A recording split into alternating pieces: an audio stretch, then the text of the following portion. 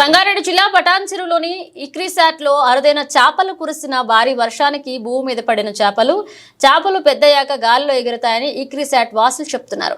ఇక నీటిలో చురుగ్గా ఉండే చేపలు భూమి మీద యాక్టివ్ గా కదులుతున్నాయి.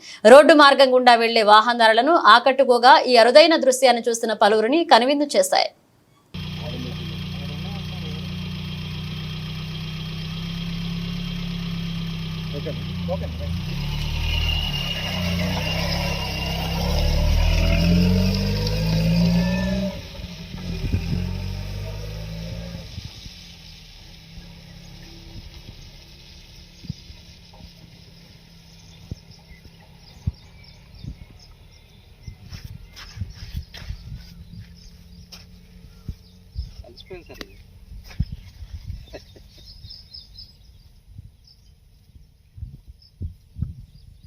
Go.